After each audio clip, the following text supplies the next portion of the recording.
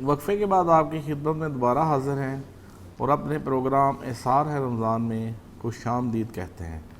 ناظرین، نبی کریم صلی اللہ علیہ وآلہ وسلم نے فرمایا جس کی 3 بیٹیاں ہیں وہ ان کی اچھی پرورش کرے، ان کے ساتھ اچھا سلوک کرے، یہاں تک کہ ان کی شادی کر دے، اللہ تعالیٰ کی طرف سے اس پہ جنت واجب ہو جاتی ہے۔ سبحان اللہ، سبحان اللہ۔ صحابہ کرام نے عرض کی یا رسول اللہ صلی اللہ علیہ وآلہ وسلم جن کی 2 بیٹیاں ہیں ان کے لیے کیا حکم ہے؟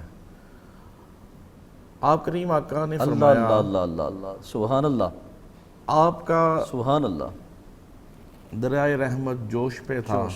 آپ نے فرمایا سبحان اللہ کہ جس کی 2 بیٹیاں ہیں وہ بھی یہ عمل کرے تو اس پہ بھی جنت واجب ہے۔ سبحان اللہ، سبحان اللہ۔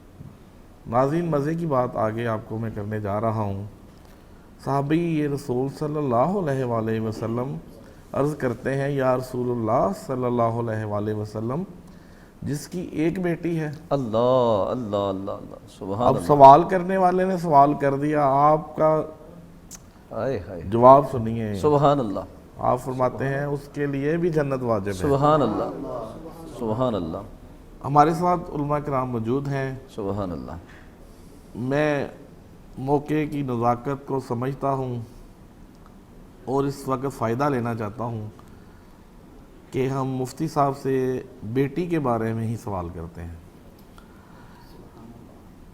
آج جو سماج میں یا ہمارے معاشرے میں بیٹیوں کی پیدائش پہ بہوؤں کو گھر سے نکال دیا جاتا ہے یا شوہر اپنی محبت میں کمی کر دیتے ہیں، سسرال والے اچھا نہیں جانتے، اس میں اس کا بیچاری کا تو قصور کوئی نہیں ہے، یہ تو اللہ کی دین ہے۔ آپ ان لوگوں کے لیے کیا بتائیں گے کہ ان کے لیے کوئی سزا ہے یا انہیں راہ راست پہ کیسے لایا جا سکتا ہے؟ اللہ اکبر کبیرہ، رسول اللہ سراجم منیرہ۔ ناظرین کرام، سب سے پہلی بات یہ، اگر کسی کے ہاں پہلی اولاد ہی بیٹی ہوتی ہے، اللہ رب العالمین نے بیٹی کو والدین کے لیے رحمت بنا کر بھیجا ہے۔ سبحان اللہ۔ اللہ رب العالمین کی رحمتوں کا نزول ہونا شروع ہو جاتا ہے۔ ذات خدا کا یہ کرم ہے، ذات خدا کا فضل ہے۔ اور دوسرا، اللہ رب العالمین نے کریم آقا علیہ الصلاۃ والتسلیم کو جو پہلی اولاد عطا فرمائی وہ بھی بیٹی ہے۔ سبحان اللہ، سبحان اللہ، سبحان اللہ۔ ناظرین کرام غور کیجئے گا، بابر بھائی سوال کر رہے تھے اور سوال سن کر ہماری آنکھوں میں نمی آ رہی تھی، سوال سن کر ہم آبدیدہ ہو گئے۔ اس لیے قبیلہ بنو تیر کا ایک شخص کریم آقا علیہ الصلاۃ والتسلیم کے پاس آیا، حدیث پاک سے اپنی بات کی وضاحت کرتے ہیں، جواب بھی مل جائے گا۔ اور آج بیٹیوں کو بچھو سمجھنا، بیٹیوں کو پھوڑا سمجھنا، یا بیٹیاں پیدا ہو جائیں تو بیوی کو لان تان کرنا، یہ زمانے جاہلیت کے کفار کا طریقہ ہے۔ مصطفیٰ کریم علیہ تحیت و تسلیم کا طریقہ کار کیا؟ اللہ اکبر کبیرہ۔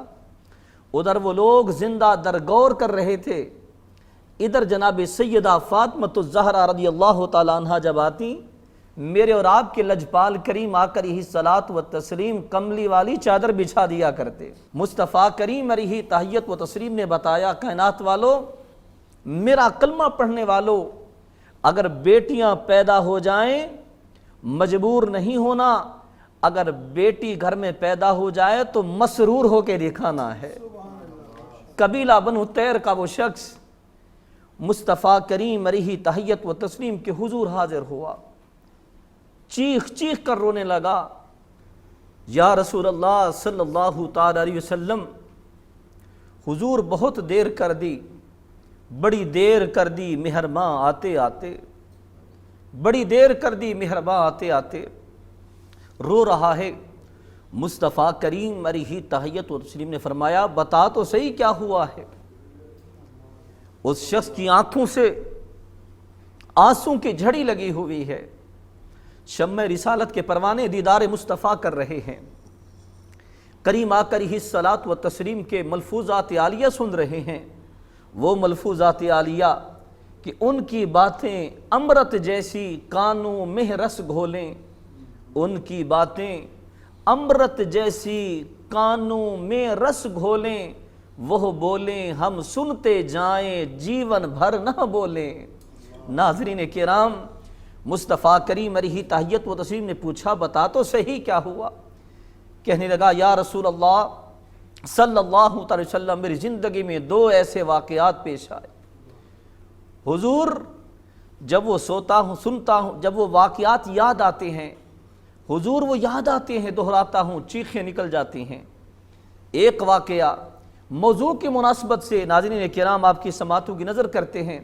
حضور زمانہ جاہلیت کا دورہ تھا، میں سفر میں گیا اور میری زوجہ محترمہ امید سے تھیں۔ میں نے زوجہ محترمہ کو کہا میں سفر میں جا رہا ہوں، اگر بیٹا پیدا ہو اس کی پرورش کرنی ہے، اگر بیٹی پیدا ہوتے ہی اس کا گلا دبا دینا ہے، اس کو مار ڈالنا ہے۔ میری مائیں اور بہنیں، ناظرین کرام جو ٹی وی 99 کو سماعت کر رہے ہیں، دیکھ رہے ہیں، غور سے سنیے گا، انسان کی آنکھیں تو کیا انسان کا دل نم ہو جاتا ہے۔ وہ ماں جس نے 9 ماہ تکلیف برداشت کی ہو، تکلیف نہیں بلکہ تکالیف برداشت کی ہوں، وہ ماں کب چاہے گی کہ اپنے ہاتھوں سے اپنی لخت جگر کا گلا دبائے؟ ہرگز نہیں۔ وہ ماں جب رات کو بیٹا یا بیٹی سردیوں کی راتوں میں پیشاب کر دیتا ہے، ماں گیلی جگہ پہ خود سوتی ہے، خشک جگہ پہ اولاد کو سلاتی ہے۔ وہ ماں کب چاہے گی کہ اپنی اولاد کا گلا دبائے؟ وہ شخص کہتا ہے کہ حضور کچھ سالوں کے بعد جب میں واپس آیا، جب میں واپس گھر میں پلٹا، میری زوجہ کو پتہ چلا، اس نے اس معصوم کلی کو، اس معصوم بیٹی کو پڑوسیوں کے گھر میں بھیج دیا۔ جب میں آیا، میں گھر میں آ کر بیٹھا تو معصوم بچی آئی اور آ کر میری بیٹی کو ماں کہہ کر پکارا، ماں کہہ کر پکارتی ہے، امی کہہ کر پکارتی ہے، امی جان کہہ کر پکارتی ہے۔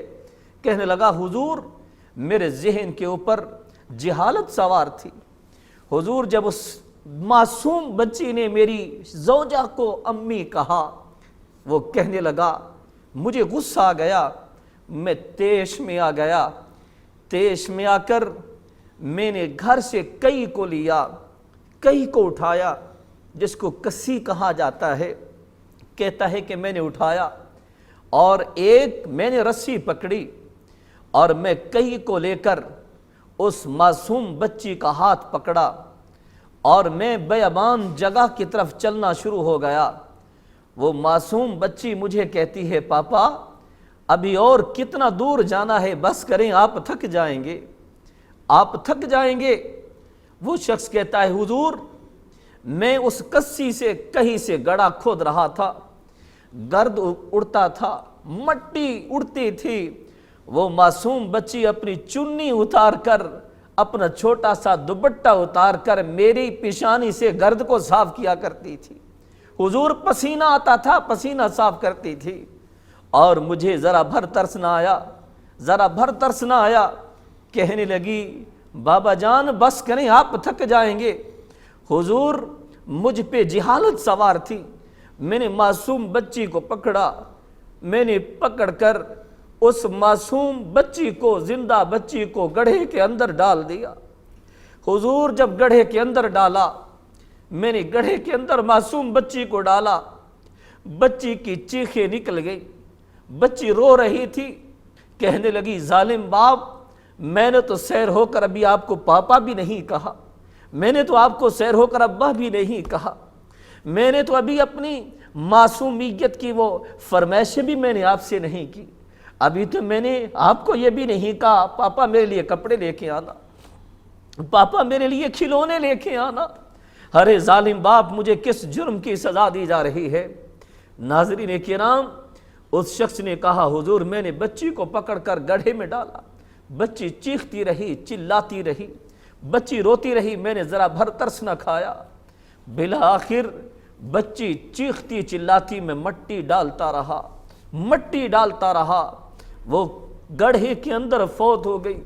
حضور رات کو سوتا ہوں تو معصوم بچی کی چیخیں اٹھا دیتی ہیں، حضور میں اٹھ کے بیٹھ جاتا ہوں، اب میری چیخیں نکل جاتی ہیں، حضور میں رو پڑتا ہوں، معصوم بیٹی میرا گریبان پکڑ لیتی ہے، کہتی ہے ظالم باپ تو نے میرے ساتھ کیا ظلم کیا۔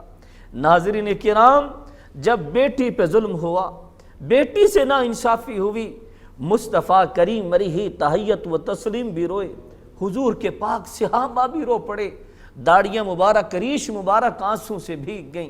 ناظرین کرام، آج ہم آپ سے پوچھتے ہیں، یہ ماں کو ماں کی عزت ملی، بہن کو بہن کا تقدس ملا، اگر بیٹی کو بیٹی کی عزت ملی، یہ کس نے دی؟ میرے اور آپ کے لجپال کریم آقا علیہ الصلاۃ والتسلیم نے دی۔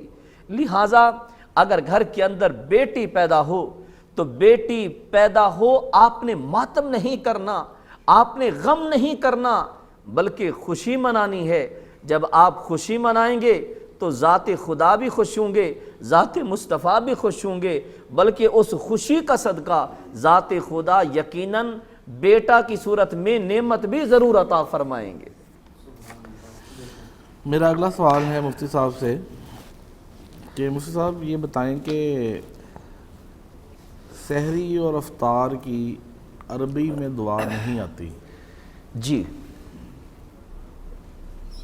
انگلش یا اردو میں ترجمہ آتا ہے، جی تو وہ پڑھ لینے سے ثواب ایک جیسا ہے یا؟ جی ناظرین کرام، انشاءاللہ تعالی ہماری ٹیم یہ چھوٹے چھوٹے کلپ جو سوالات ہیں یہ بھی آپ کو علیحدہ فراہم کرے گی انشاءاللہ تعالی ناظرین کرام کی آسانی کے لیے۔ جی اب ان نہایت اختصار کے ساتھ جوابات دیتے ہیں۔ اگر کسی بندے مسلمان کو عربی دعا نہیں آتی، سحری کی دعا بھی نہیں آتی، افطاری کی دعا بھی نہیں آتی، یا وہ نو مسلم ہے، ابھی مسلمان ہوا ہے، چند دن ہوئے ہیں، اس نے روزہ رکھ لیا، ابھی عربی تلفظ بھی اس کا ٹھیک نہیں، اس کی زبان پہ عربی کلمات جاری بھی نہیں ہو رہے، تو کیا اس صورت میں اس کا روزہ ہو جائے گا؟ جی ہاں، بالکل اس کا روزہ ہو جائے گا۔ جو کلمات عربی میں وَبِصُومِ غَدٍ نَوَيْتُ مِنْ شَهْرِ رمضان ہم پڑھتے ہیں، یہ فرض بھی نہیں ہے، واجب بھی نہیں ہے، بلکہ یہ کلمات حسنہ ہیں، کلمات حسنہ ہیں، ہم اس کو مستحب عمل کہہ لیں، سنت کہہ لیں۔ اگر کوئی بندے مسلمان یہ کلمات ادا کر لیتا ہے تو اس کو پڑھنے کا ثواب اضافی مل جائے گا۔ لیکن اگر کسی کو یہ دعا عربی نہیں آتی تو روزے کے ثواب میں کسی قسم کی کوئی کمی نہیں آئے گی۔ ہاں اگر کوئی بندے مسلمان افطار کی دعا بھی نہیں آتی، اللہم انی لک صمت وبک آمنت وعلیک توکلت وعلی رزقک افطرت، اگر وہ انگلش میں کہہ دیتا ہے، اردو میں کہہ دیتا ہے، اے اللہ تیری رضا کے لیے روزہ رکھا تھا، اے اللہ تیرے فضل سے میں نے پورا کیا اور تیرے دیے ہوئے رزق میں سے میں نے افطار کیا، اے اللہ اس روزے کو قبول فرما لے، تب بھی روزہ کے ثواب میں کسی قسم کی کوئی کمی نہیں آئے گی۔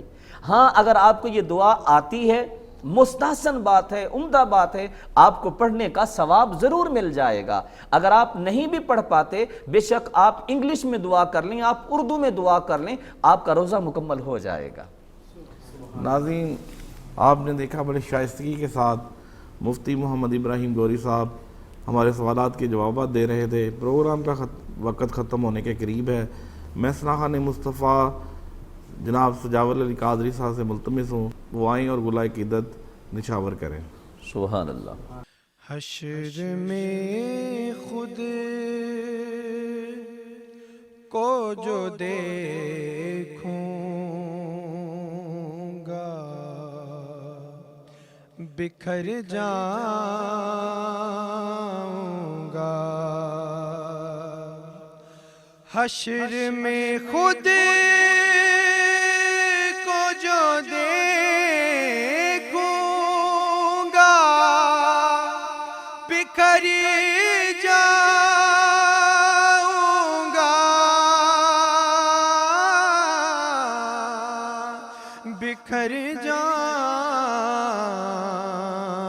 گا،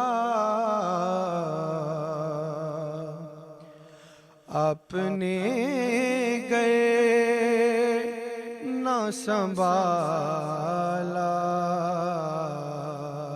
تو کدھر جاؤں گا آپ نے گر نہ سنبھالا تو کدھر جاؤں گا. اور بہت ہی خوبصورت شعر چونکہ مدینے کی جو رونقیں ہیں اسی کی یاد سے. اتنا مانوس ہوا آقا میں تیرے قدموں سے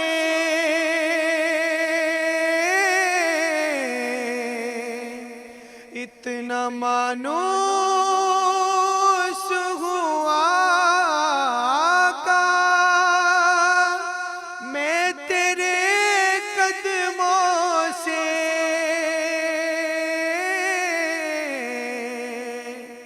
میں تیرے قدموں سے مجھ کو قدموں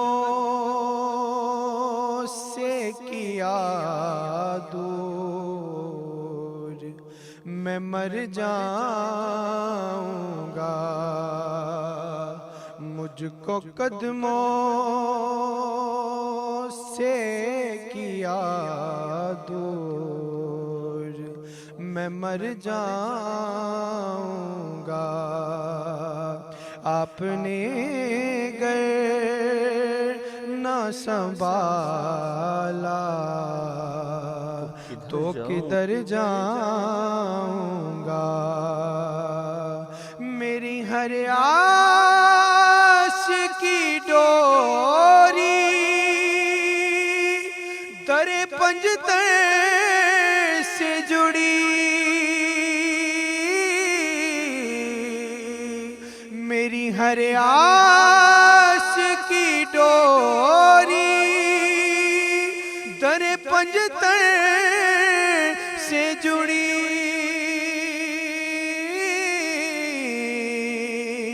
در پنجتر سے جڑی بے خطر ہو کے لحد میں اتر جاؤں گا بے خطر ہو کے لحد میں اتر جاؤں گا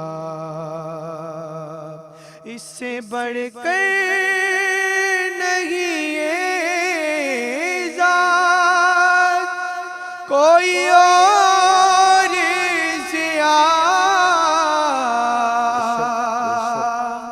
اس سے بڑھ کر نہیں ذات کوئی اور ضیا کوئی اور ضیا لوگ تیرا ہی کہیں گے میں جدھر جاؤں گا لوگ تیرا ہی کہیں گے میں جدھر جاؤں گا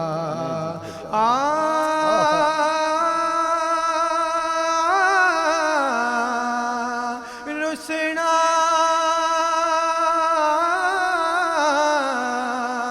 رسنا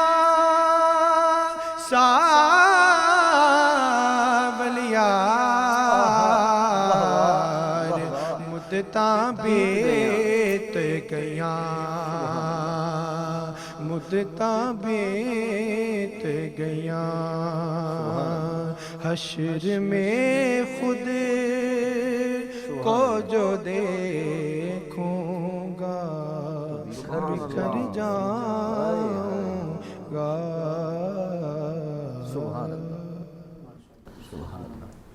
ماشاءاللہ سبحان اللہ.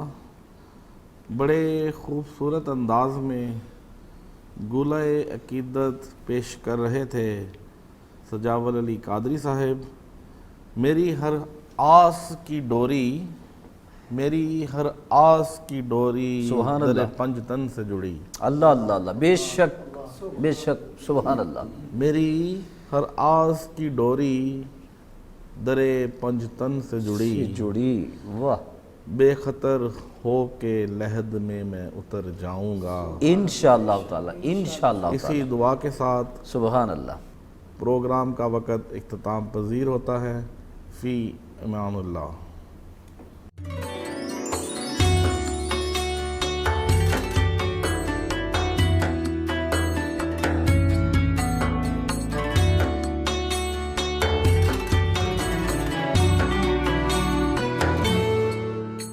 Subscribe now and press the bell icon. Never miss an update. Studio 99 Production House.